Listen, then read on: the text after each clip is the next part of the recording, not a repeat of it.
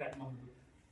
I want to talk about upwind, upwind strategy, upwind tactics, a little bit today. Because we had our regatta at Delaware this weekend, which we did really well at. And we have our regatta coming up this weekend.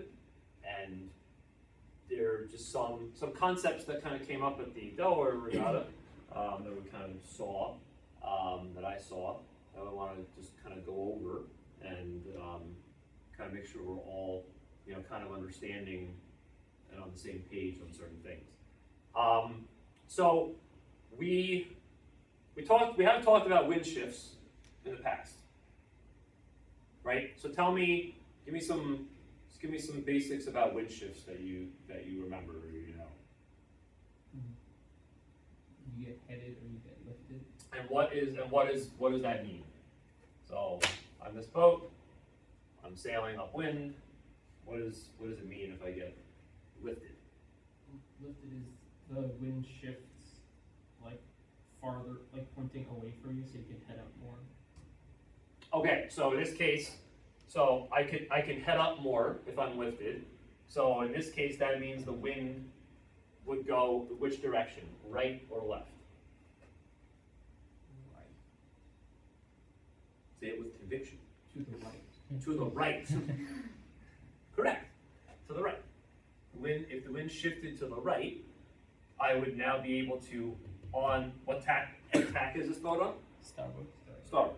So if I'm on starboard, wind went to the right a little bit more, I would be able to head up higher, and I would be lifted. If I was sailing upwind like this, and I get headed, what does that mean?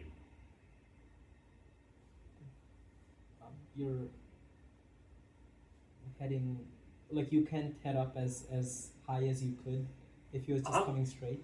Right, I can't head up as high as I could. So, and how is that going to kind of manifest itself? What am I going to see? So like, your inner telltale is going to start to luff, so you'll have to head down. Right, so the inner telltale on the jib will start to luff. If it's a really big header or a quick header, well, that'll happen. And also, what? Probably also? The front of the jib could bubble in. The jib will, right, the front of the jib will start to bubble, start to luff, right? And so, in order to make the jib full again and for the telltales to be going straight back again, I would need to head down a bit in order to get everything correct again. So having to now head down more from where I was initially pointing means that I got headed, which in this case, if I was on starboard, means the wind is coming from where? The wind would shift where? If I got headed. So from the right. Oh, from the left. The wind would go more to the left, right? So if the wind goes more to the left, all of a sudden I can't head up as high as I could. And now I can maybe head up like this. If I get headed, okay, on one tack, so on starboard, I'm headed. If the wind goes left here, I get headed on starboard. That means that what is true if I tack onto port? Port is lifted. That means port is lifted. All right. And then the opposite would have been in this scenario where if the wind went right and I got lifted on starboard, if I decided to tack here onto port, I'd be headed in relation to starboard. Right? I wouldn't be able to head up as high on port tack as I am able to do on starboard if the wind was to the right. Right? So wind shifts, we're always thinking about left or right in relation to looking upwind, right? That's the left, right. That's course left and course right. Just means if you kind of divide a course in half, divide it in half from the windward mark down, right? Looking upwind, course left would be to the left of that line. Course right would be to the right of that line, right? If you determine, the phrasing of, you say like, do you want to go left or right, right? On the upwind in a race, that's what we're talking about. It's like, do I want to go to the left side, so to the left of that center line, or do I want to play the right side more, which is to the right of that center line? Obviously, you can go, you know, you can play, you can kind of differentiate it a little more from there, right? And you could even say, well, you could play more center right or center left, or you can go far right or far left. Okay, you can differentiate it a little bit further. Okay, so that makes sense. That's kind of like a little bit of a review. We'll get that, I think. That's excellent. Now, let's talk about, so headers and lifts. Now, what about the types of other, the pattern of wind shifts? So, if the wind goes to the right, okay, and then a little while later we get another shift, and it goes more left, then it goes back right, and it goes back left. What's that called? Oscillating. Oscillating. Very good. Right. So you have oscillating, and what's the other one? Well, actually, there's technically two more. But Fixed. yes. So fixed, or what's the other word? So what's the P? Persistent. Persistent. Right. So So it could be oscillating. It could be persistent. Sure.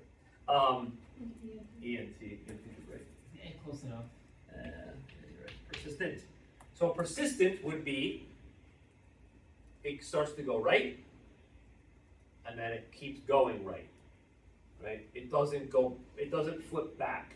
It just keeps going, and it keeps going to a certain point. Right? It doesn't mean that it just continues to the clock like all the way around, but it's only going in one direction.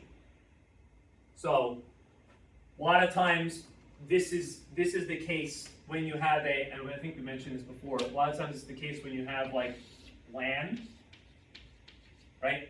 So if you're sailing and if the wind is coming off the land like this, as you're sailing towards the land, the wind bends around the land to kind of stay perpendicular to it, and you'll get a persistent shift as you sail towards the land. Like you will always get, in this case, like a right, the shifts will always be from the right because you're sailing closer to the land and the wind is bending around the land. So persistent, and then the other one is what? Which we encounter sometimes more than sometimes in Coach Geoff. Starts with an R.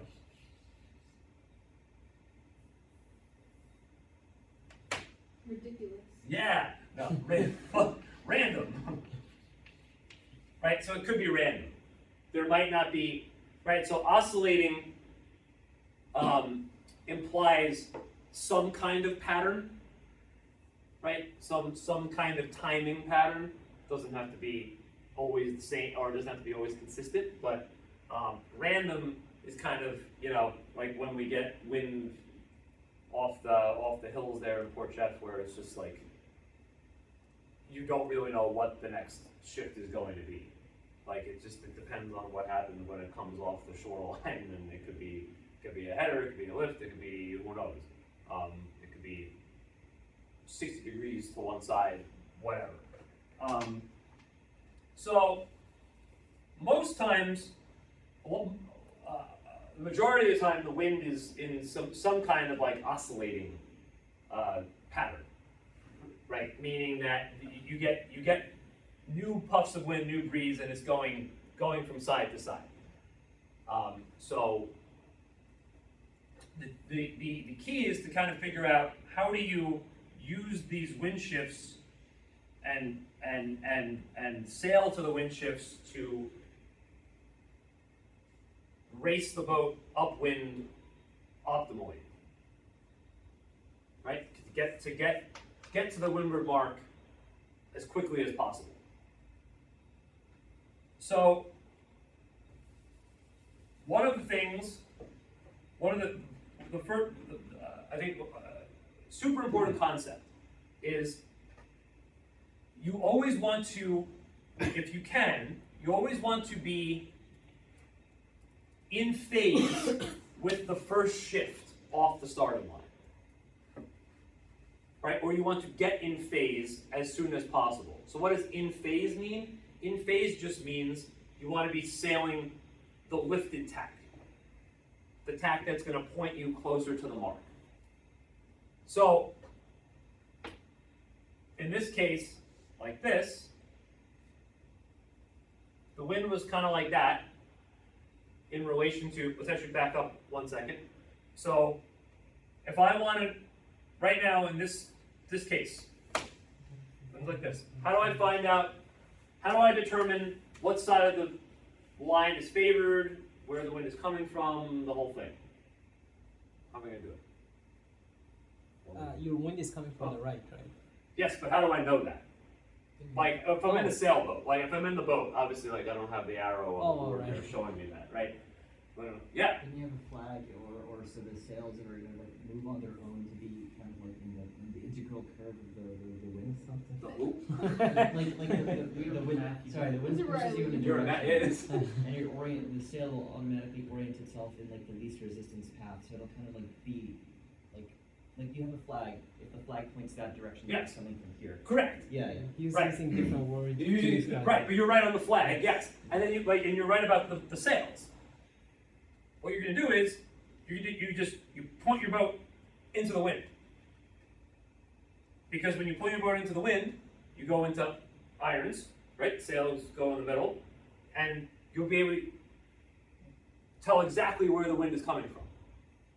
Right? So in this case, I'd be pointing into irons, kind of like here, and I would say, and I'd be able to see, okay, the wind is coming from this direction, meaning it's more to the right of the starting line. So like when I go into irons, I see that the bow of my boat is pointing more towards this end, versus if it was like this, right? It would be like that. So kind of like completely square. And so I'd look and I'd say like, okay, I'm pointing into the wind. I'm not pointing towards one side or the other. Therefore, the wind is coming essentially from down the center, right? And the line is square to the wind. The wind was more to the left, right? I'd point into the wind, and I'd be in irons, kind of pointing like this, where my bow of my boat is pointing more towards the pin end, telling me that the wind is coming more from, it's coming from that left side, right, in relation to the line, right? You know, the wind direction is like that, right, in relation to the line. So it's not square, it's a, whatever, I'm not going to do angles. I don't understand angles. But, so what that's telling you, right, is whether you are, which side is favored, or if a side isn't favored, is telling you which tack is lifted and which tack is headed. So if the wind was like this, coming from the right, I go head to wind, I see that, okay, I'm in irons, I'm pointing more towards the boat end, wind is coming from the right. That's telling me that starboard tack is going to be lifted. Telling me that I want to start more towards the boat end of the line. Okay, because we kind of talked about ladder rungs before a little bit, right? You imagine the wind coming down in parallel or lines that are perpendicular to the wind direction, like that. Wait, Coach. Yes. I have a quick question. Go. So if you, because you always want to start on the starboard side, right? Just because of You always want to be, yeah, you always want to, at least initially, always be on starboard, yes. Even Right. if it's like super headed and you're going to tack soon, Yeah. you almost always want to be, unless you're going to, if you're going to start on port, you have to, like, I mean, you can start on port if starboard is super headed, right? Like, you could, you know, it's like if starboard was really headed, everybody's kind of pointing like this, people can barely make the line. Like, you could start on port and just make sure that you're going to duck everybody, or duck, you know, if there's space, right, and there's a spot here, and you're like, oh, okay, I can just come here and, you know, then be on the lift immediately, then yes, you can do that. Ask your question though. Yeah. So, is it a good idea if you know that the boat end is favored Mhm. and starboard is lifted? Okay. Is it a good idea to get to the starting line later, so you can, stay closer to the boat and not like drift? Yes. Okay. Yes.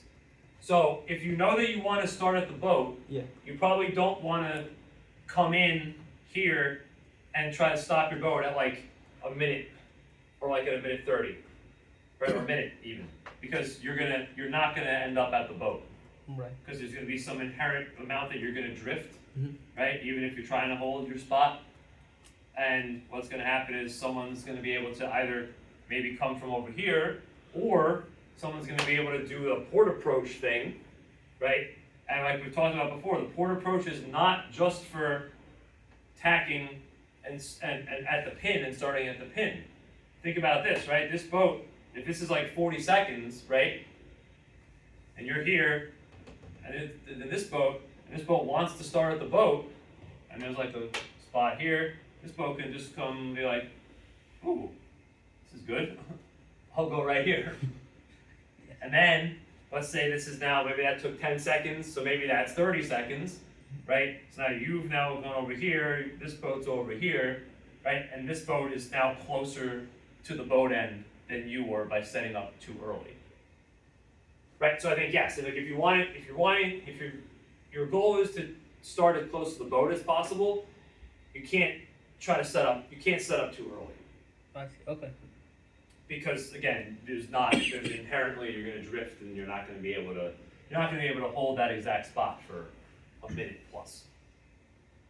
Does that answer the question? Yeah. Yeah, okay. So, right, like why if it's in this phase, like why do you wanna be closer to the boat? Because the wind is to the right, starboard is lifted.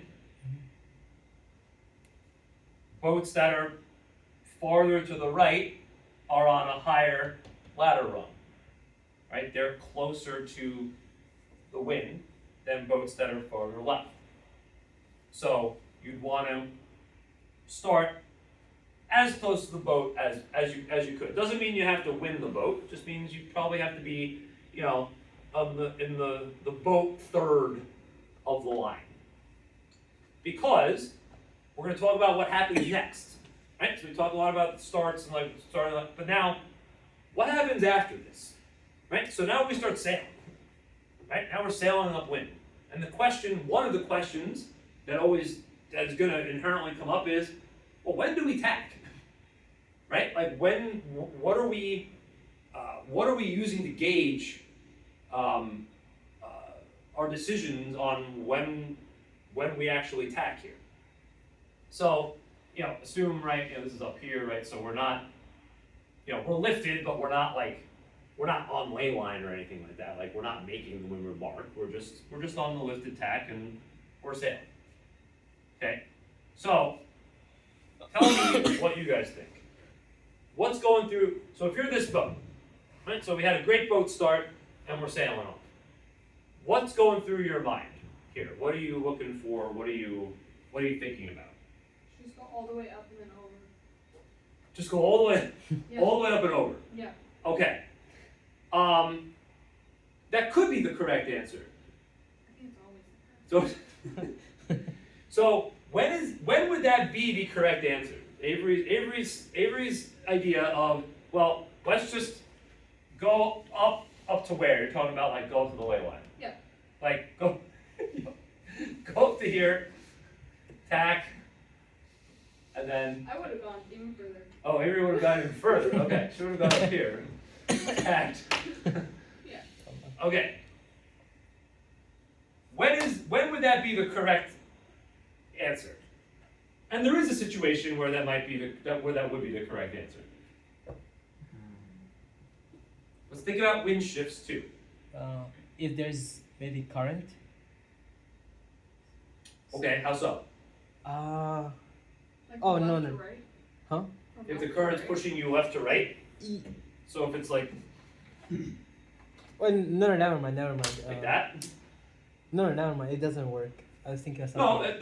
no, that might work if it's strong enough, right? Think about that, right? If it is pushing you left to right, maybe you're not on ley line now, Mm-hmm. maybe, but if it's like, and if it's angled maybe slightly like that, maybe what's happening is, in this case, you're all getting pushed up like this.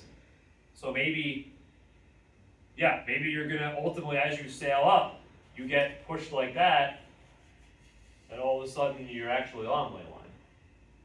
Could happen, right? At a place like SUNY Maritime or something like that, a place with a ton of current, definitely could happen. But what else? Think about wind. So we're on the lifted tack here. Wind is a little more to the right, so starboard is lifted, and we're sailing. If nothing changes, so if everything stays the same, then Avery's idea is correct. Let's go. Why? So meaning nothing changes, meaning the wind doesn't change. Yeah. Also, everyone else just does that. So everyone else just stays where they were, and everyone else is doing the same thing where they're just kind of sailing and then sailing to all the way to the left side, tacking and going. That doesn't happen most of the time. So, first thing you're going to think about is, as I'm sailing, am I still on the lifted tack? Right? So these boats are also coming up, right? We're all sailing. Am I still lifted? If I'm still lifted, and we're still on the lift, then I want to keep going. I wouldn't want to do anything yet, right? Because I'm still being on the lift, sailing this way, right? So our direction is right like that, a little wobbly there, versus if I tacked and sailed this way, right, maybe a little more. Which one is pointing me more towards the windward mark? The starboard. The starboard one, right? This one's I'm still pointing more towards the mark by staying on starboard tack. So if I'm lifted on the tack that's pointing me closer to the mark than the other one, versus what I would be on the other one, I want to keep going. Right? So that's pretty straightforward. Just in that sense, if you're just thinking about the wind. Now obviously you got to take into account what other boats are doing, right? So if everyone else just stays below you like this and they're all just sailing, great. That makes your decision making pretty straightforward. You would just keep going. If this boat tacked and went this way, right, and then we're sailing up, right, this boat tacked. If these boats start to go and tack onto port, you have to think about, now you have to think a little more. Because you have to think, okay, why did they tack? Did they tack because did they actually get a wind shift, right? So if they tacked and they're getting headed, then I think you'd want to keep going, right? If they tacked because they got headed and now they're lifted, you would definitely want to tack. But if like everybody starts to go below you, right, and you just kind of keep going, then these boats start to go like this. The smart thing to do here would be to kind of stay connected with everybody, right? What you don't usually want to do is take this, and if everybody starts to go this way, to go like extremely out to the other side and give yourself a lot of separation. Because, a couple things. Number one, let's say nothing changes, right? And this wind still stays from the right, starboard is lifted. We determined from at the starting line, being more to the right is better. What are you allowing to happen now if you let these boats go this way and you keep going this way, what are you allowing to happen? You're gonna be on starboard. They're gonna be on starboard, and now you started off being to the right of all those boats. Now what has happened? You're to the left of them. You're now to the left of them, right? And if this stays, if this is the wind phase that stays, right, and starboard is still lifted, if you give too much separation here, and then you come back and tack back, now all of a sudden you've let these boats get to the right of you. You're all sailing slightly headed tack, and now they tack, potentially they tack back onto the lifted tack onto starboard. They're going to be able to head up higher. You're now farther left than them, sailing the headed tack. So your options are either, well, you might not be able to cross these boats, right? You might not be able to cross them. You might have to duck below them. Or your other option is, okay, now you can tack back into phase, like tack back onto the lifted tack, but now all of a sudden, you've now given up that right side advantage to them. Does that make sense? Yeah. So, if you are lucky enough and have executed a start well enough to be in a controlling or in an advantageous position on other boats, right? And in this case, advantageous in that starboard is lifted. We got a good start to the right of a bunch of other boats, right? We want to stay in this advantageous position on them. We want to stay in this windward position of being in between them and the mark.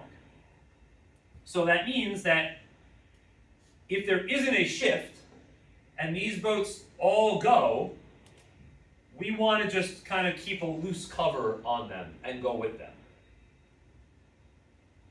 Now, the obvious thing would be if something changes, right? So, if we get more lifted, so if the wind goes slightly more right, and we get more lifted, we definitely, unless this whole fleet is going right below us, we want to definitely stay on the lifted tack, right? You want to stay in phase.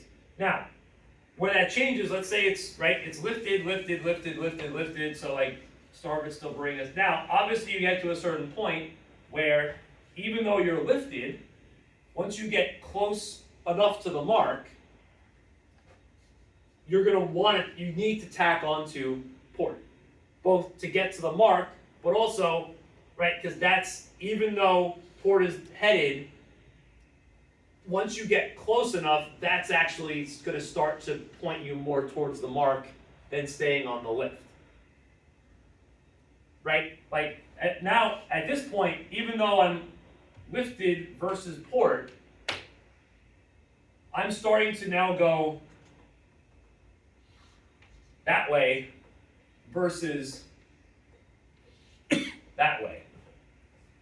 This way is now taking me more towards the mark than this way. Right, so does that make sense? As you get closer, there's a certain point where the lifted tack, even though it's lifted, is starting to point you in a direction that's farther away from the mark than the headed tack is. Does that make sense? That's a little bit, but that's important. That's important to kind of understand. So the other situation that could happen here is that was like we stay lifted. What if we don't? What if we're sailing, so we're lifted, then all of a sudden the next shift is more to the left. So what happens here then?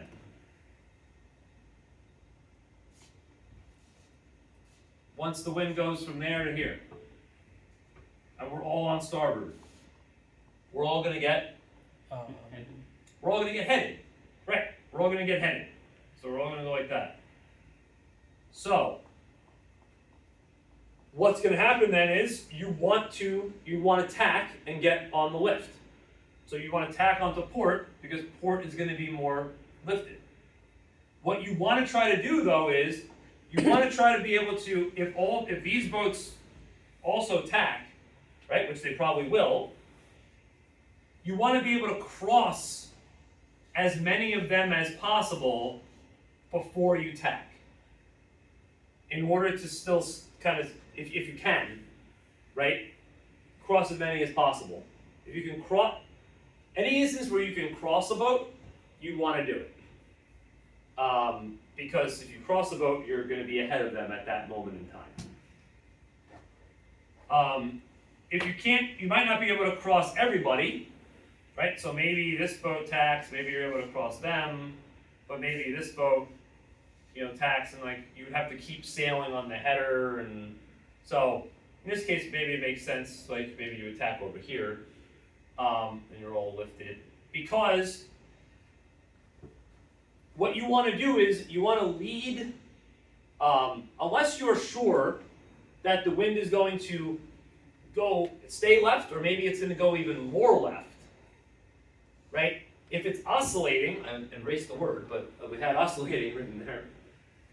The next shift, you want to prepare for the next shift and lead, right. You want to lead as many boats back then to the next shift, which you're thinking if it's oscillating will be from the right.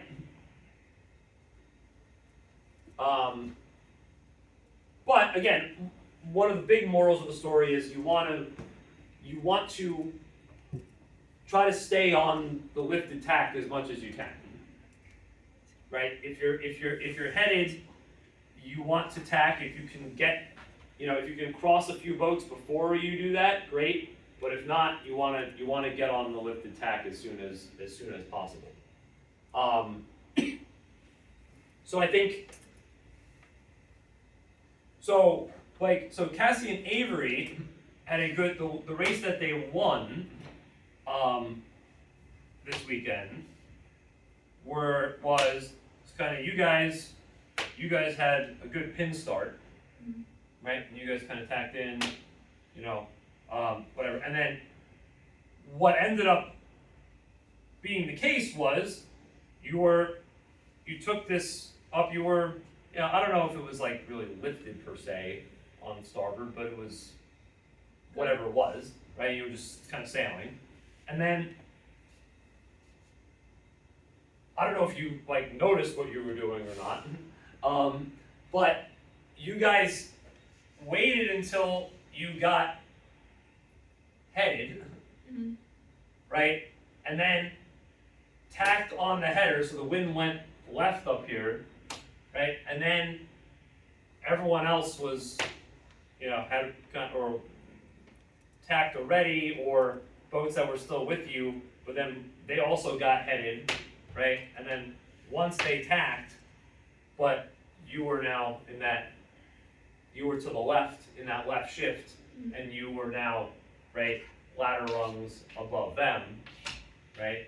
And then kind of able to just to take that right up to the mark, right? So I think in that case, the course was short enough where there weren't a lot of oscillations, right? There was you could almost treat that as like a persistent shift, where it was kind of just sail up until you got that header on the upper left side, and then tack once you got the header, and kind of just sail that lifted port tack all the way to the mark.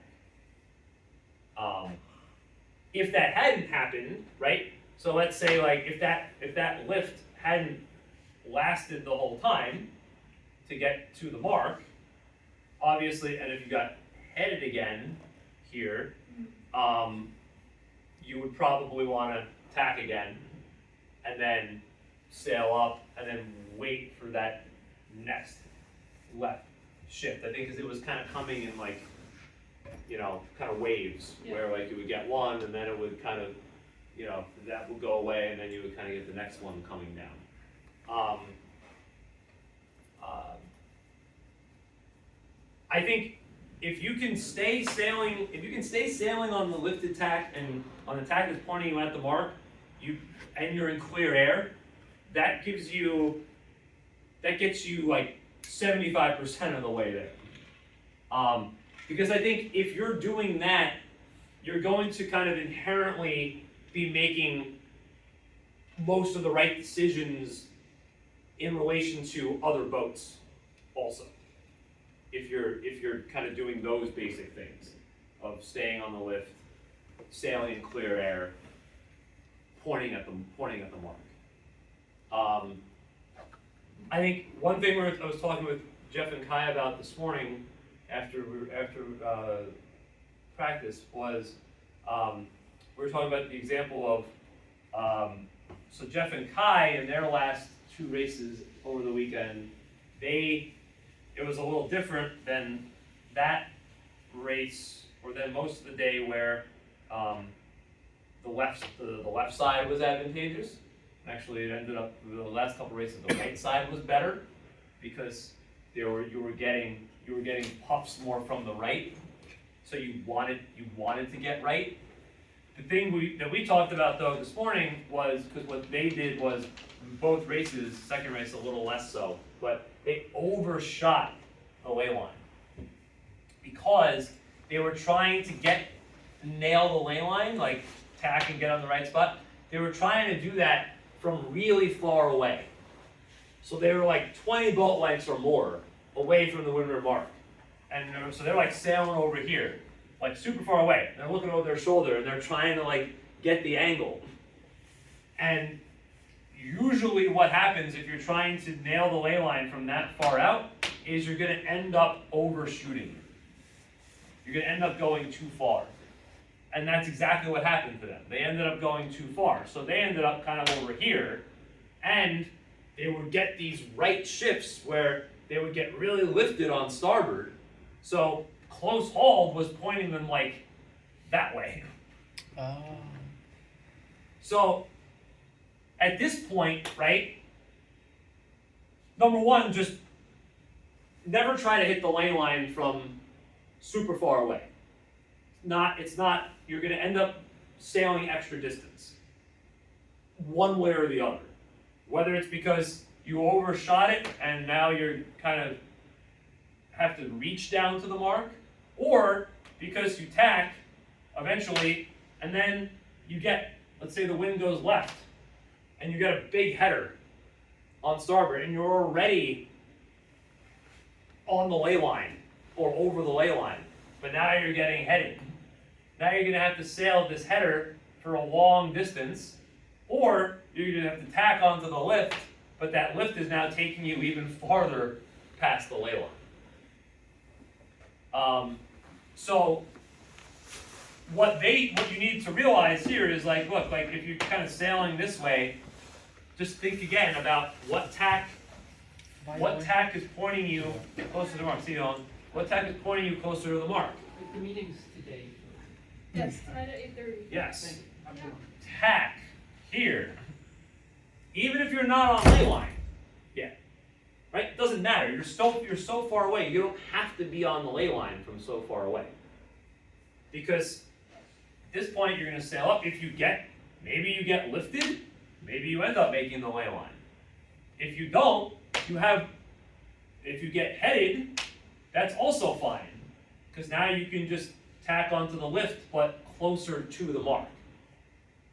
And you miss out on wind shift gain opportunities if you go too far, if you try to, what's called bang a corner, right? You try to just go all the way out to one side. And what helps prevent that is if you're keeping in mind, okay, like what'll help prevent you from doing that, from sailing too far, is thinking about, if I got on the other tack at this point, would I be pointing more towards the mark? And your answer in this case would be absolutely. Right? Absolutely. If right now I'm looking ahead and I'm going off to, in Delaware there, I mean, this was like, you know, this was the Chesapeake Bay, it was like Annapolis, like going to Annapolis. Oh my gosh, wait, can I tell you something? Yes. I was like, who said you guys were going to Minneapolis? I was like, no, Annapolis. I was like, I wasn't there, but I'm pretty sure he did not mean Minneapolis. No, I didn't mean Minneapolis. No, I don't think I said Minneapolis either. But that's It was understandable so that he funny. misheard. I don't know, where is Minneapolis? Where is Minneapolis? What? No, you were going to Annapolis. But they were going to Annapolis. Yeah.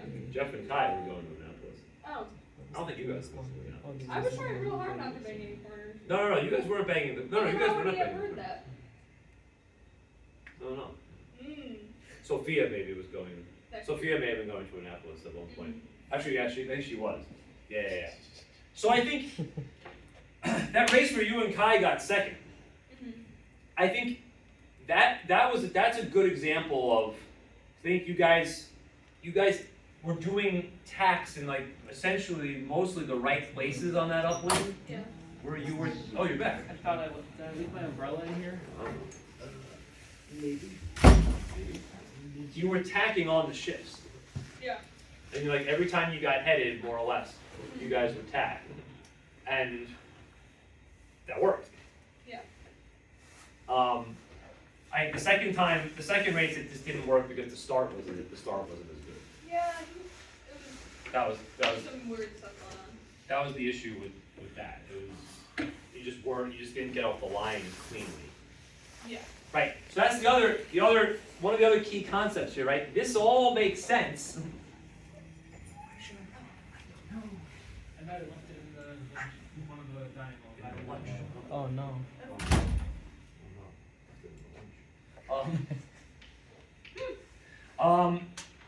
The key is to get off the line in as clear air as possible, right? But also just like in the front row, right? Don't be here.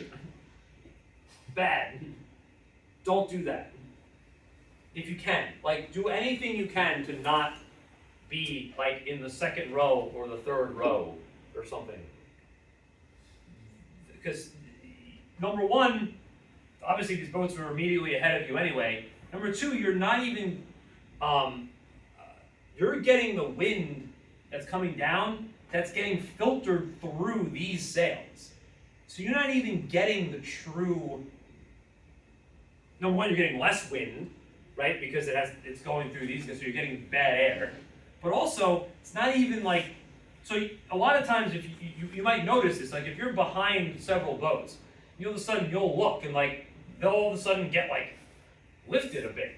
And they're like, oh, and you're like, oh wow, like I should be able to head up that high too. And you can't. It's because it's not exactly the same wind. Because they're getting that wind kind of, just unencumbered, right? Not blocked by anything. You're getting it, you're kind of getting secondhand, right? It's secondhand breeze. It's coming through all of them first, then it's getting to you. Right, so that's just, just a description, I guess, of bad air, but so you're not even getting the real wind shifts then, at that point. And I think, right, and I mean, the thing to think about is when you get one of those like good starts where you have the clear air and everything, so like that one where you guys got first, everything actually becomes, even if you're not necessarily even understanding exactly why something's working, like it almost becomes more intuitive. Right, like when to, it's pretty clear, like, oh, like when to tack, when to, and so that's why, again, the start is like so important. Just getting off the line in the front row. Right, even if it's not fully at the favored end, like that's fine. So I think like something to think about for, probably the regatta this weekend is, depending on where we set, maybe it's going to be super shifty, maybe whatever. But the key is just be off the line in the front row. If you can do that, that's going to be even if it's not a perfect start, you are going to be in a much better position than boats that are, you know, kind of hanging out back here or wherever. Right? So kind of go where you need to go on the start line in order to get that clear start. Right? I think that gets you so far versus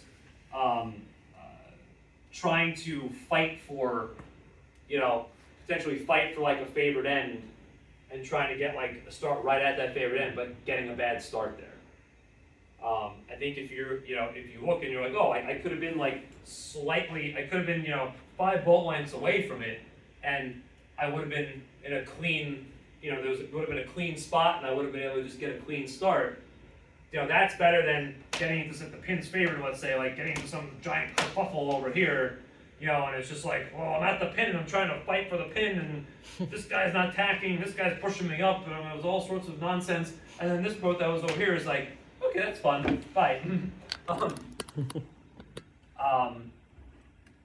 So I think, I mean, this happened even yesterday. We were doing the team racing with Stony School, and I was sailing, and there was a lot of current actually going like this. So pushing us away from the line, right? And it was also kind of pin favored, so the wind was like a little to the left. It wasn't super pin favored. Like you could make it on starboard, but it was like this. And so what was happening was we were getting kind of pushed like this, pushed down like this, and kind of what I realized was, I'm like, okay, like I don't think, and this was like 40 seconds to go, and like I was here, like Arantra was here, and then she didn't reset. Like I just jived around, I went down, I jived around, I reset, I came up like that, and she ended